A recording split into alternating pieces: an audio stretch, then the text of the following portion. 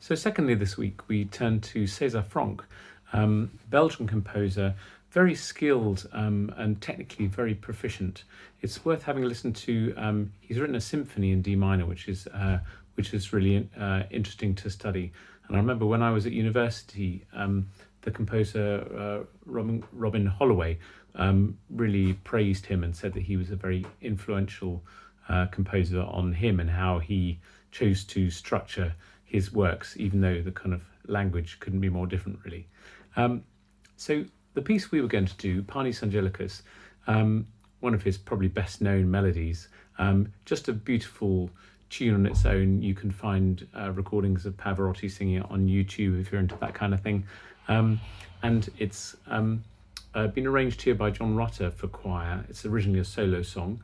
And John has made a very effective arrangement, giving the melody in the first verse to the sopranos, and then in the second verse, setting the canon between the lower and upper voices. In the original, the voice part sings the tune the same both times, more or less, and the piano has the accompaniment, has the canon, the melody, which is kind of happening a bit afterwards. So it's a fairly straightforward piece. I don't need to say much about it. It's just one of those things which is a very beautiful tune. It's interesting to compare this rather pious, simple style of his church music compared to the drama of his symphony, for example, and some of the there's a lot of piano music which is very fiery and very virtuosic and difficult. So this is very much him in kind of church mode, as it were. And I've chosen another piece to show you by him this week. The second verse, as you'll see, in our version, the choir sings in a canon. So we have the tenors and basses kick off, and then the sopranos and altos copy them.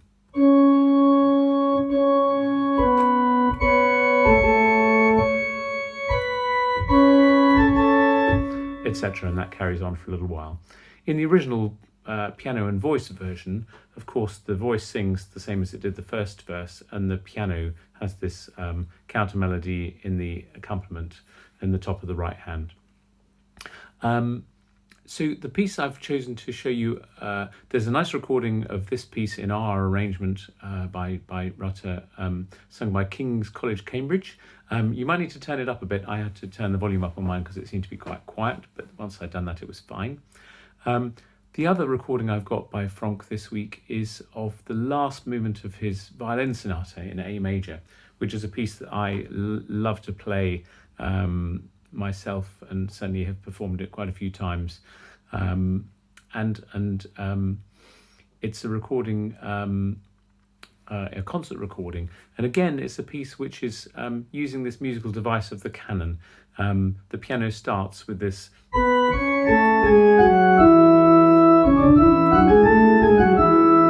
Sounds a bit funny in the organ, but I'm at the organ, seated one day, and then the violin copies that, and that's the musical device which makes the piece work.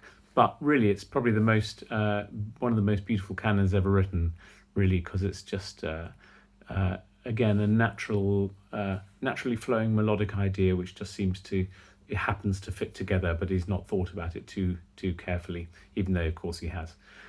So I hope you enjoy these two pieces. If you enjoy the Franck, then do listen to the rest of the movement, the other movements, which are, it's a wonderful piece, a very beautiful, still opening first movement, very fiery, tempestuous second movement, very difficult for the piano, then a recitative-like third movement, and then the fourth movement, which is where it should start when you play it. I hope you've enjoyed this week's video. Next week we'll finish off just the last end of what would have been the end of our concert, and then we're going to be moving on to something new, so make sure that you're listening for those two things and to see where we're going to be going next. Hope you're all well and stay safe, and see you next week.